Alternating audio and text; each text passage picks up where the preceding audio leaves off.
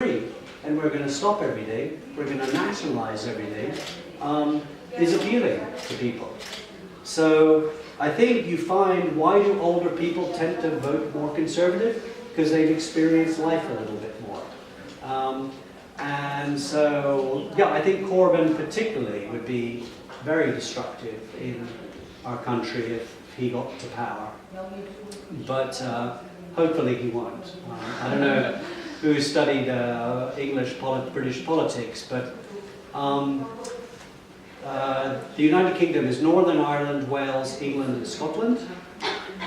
And Scotland has a lot of MPs, and they were traditionally very Labour MPs, and they got disillusioned under Tony Blair, and they all suddenly voted for the Independence Party, Scottish Independence Party. So there's about 56 Scottish Nationalist Party people who Labour have to win back to get into power.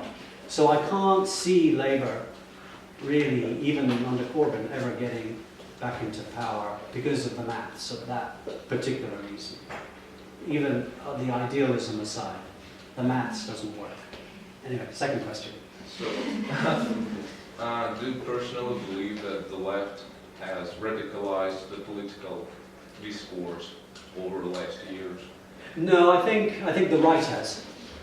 I think historically the left has, but I think now, it's right-wing nationalist parties that are, I think, changing that discourse. And I think if you look at the United States, the appeal of Bernie Sanders, who was a Democrat, and the appeal of Trump, they were appealing to the same people. They're just at different wings of their own respective parties. But actually the appeal that they were both having was different, which is more isolationism, protect America, protect American jobs, and so on. So, no, I think if I look at USA, UK, France, Holland, even Sweden now, Brazil, Hungary, Poland, I think we've seen much more appeal from the right than from the left. Third question. I just wanted to add some, just a little bit to this one. Well, my perspective is that you have like Black Lives Matter, you have Antifa that go out in the streets, destroy private property, harass their political opponents, shut down lectures and stuff. Yeah, you do, but it's what I would call a vociferous minority. I don't think it has a broad appeal. So you're right, but I think it's only a small, actually the numerically small amount of people who actually do that. And the last question would be, what's your take on Nigel Farage and Tommy Robinson? Okay, two different people. Nigel Farage, I've known since we were small. Oh. He was a good friend of mine, is a good friend of mine still. I think Nigel, who was a conservative with me, felt he wanted to fight the getting out of Europe, out of the Conservative Party. I wanted to fight from within the Conservative Party.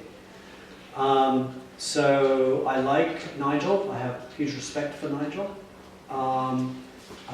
His politics now are different than mine. I don't necessarily support all the things. I'm not anti-immigration, I'm pro-immigration, but just pro-controlling the number of people that come in. I think Tommy Robinson, though, is much more extreme.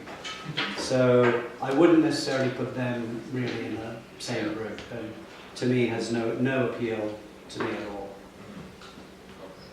Thank you. Okay. Yeah? I would like to ask the questions of the guys who couldn't make it here, unfortunately, but they passed their questions and wanted to ask you. So the first question is, what's the general perception of Russia in the UK and why is it such? Okay. So historically, the relationship between the two countries has sort of gone up, down, up, down, up, down. Okay? So I think now, at this particular point in time, when I was here 18 months ago, it was positive, okay? Now it's not so positive. I think sometimes when we're in the middle of the storm, all we see is the storm. And I take a longer perspective, and my view is I don't think the British people broadly have a problem